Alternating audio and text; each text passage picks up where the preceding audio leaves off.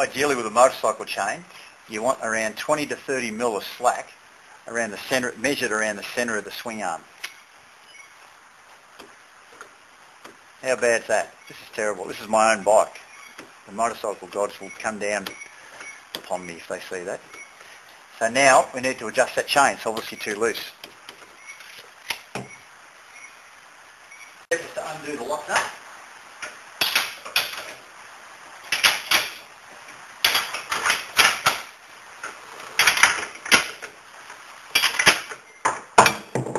Should be enough. We loosen off the chain adjusters on both sides. There's a lock nut here we need to undo. That's the lock nut. That's the adjuster. As the bolt moves in and out of the swing arm, it moves the axle back and forwards, which adjusts the chain tension. We repeat that on the other side.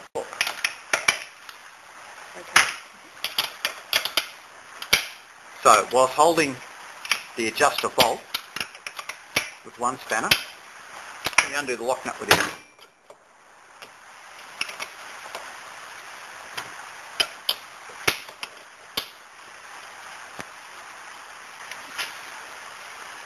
The next thing we do is move the adjuster out. I usually count the amount of flats. That was 1, 2, 3, 4. We then check the chain tension. And at this point, you need to find out if your chain has any tight spots in it. Sometimes you'll find there's a loose spot and a tight spot. See how that's loose?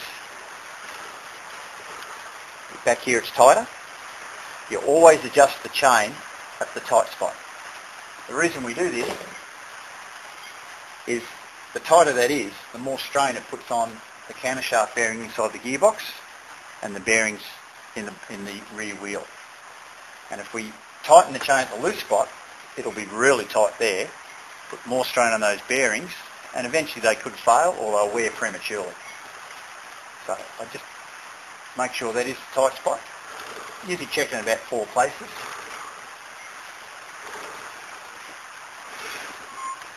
It's loose. That's tight. Now we just check the amount again. Looking for about 20 to 30 mil.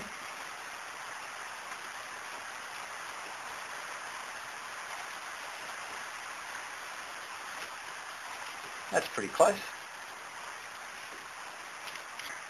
Next thing we need to do is to make sure the rear wheel is in the centre of the swing arm and in line with the front wheel. So the manufacturer has put little marks on the swing arm here, and what we have to do is line those marks up with the edge of that block, and then we go around the other side and we make sure that they're the same amount of marks lined up with that block.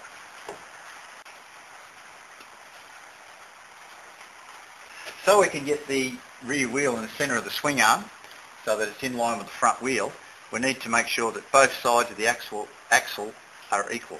So what we do is they've put these marks when they made the bike in the back here. So we count 1, 2, 3, 4, 5. That's in line with the 5th mark. We then go around the other side and make sure that that block is on the 5th mark as well. As you can see, that's on the 6th mark.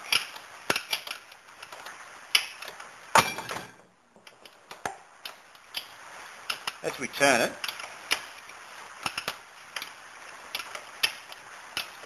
see the block moving back, and that's pulling the front of the wheel around. If we'd have left it how it was, the rear wheel would not have been in straight. There we go. That's on the 5th mark. I always double check it.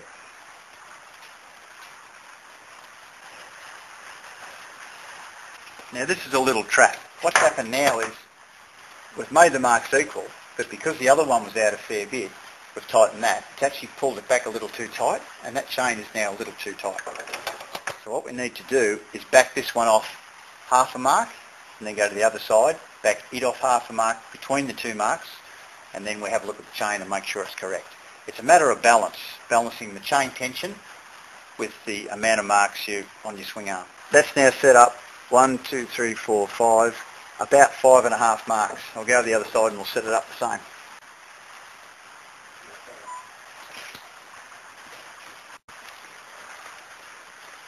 Okay, that's now got your 30 mil of slack. I like to run 30 mil. I'd rather have a slack chain than a tight chain. The next thing we do is tighten the lock nuts of the adjusters.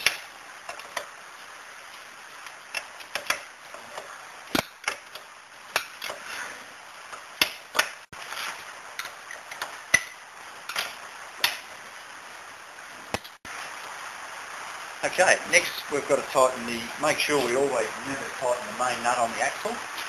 Now, there's a torque wrench setting in the manual for this. This particular bike is 72 foot-pound. Because I've done a lot of them, I pretty well know how much to tighten them. Here's a little tip.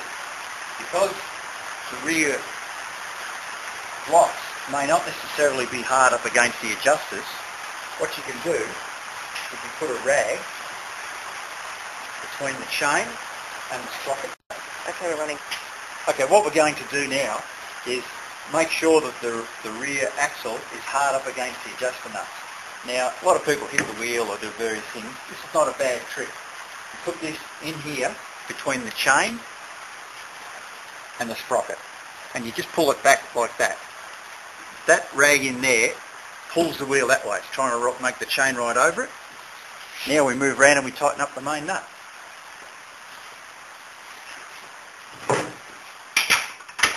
Whilst holding the pressure against the wheel,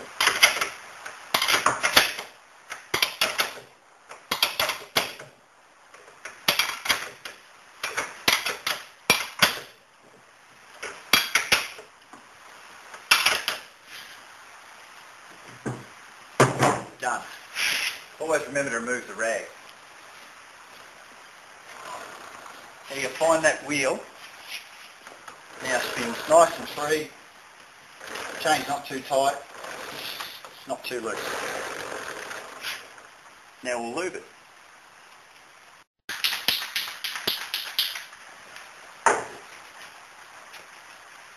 Okay, now we're going to lube the chain. I always put a rag in there. It stops the excess chain lube going onto the bench and onto the rear wheel and tyre and everything.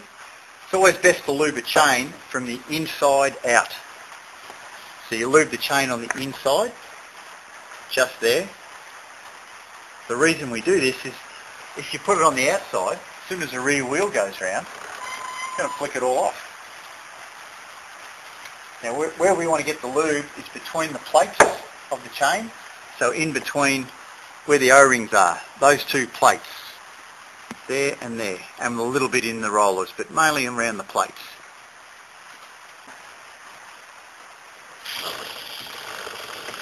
There you go, just between those plates.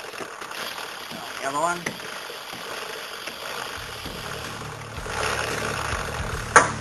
Perfect.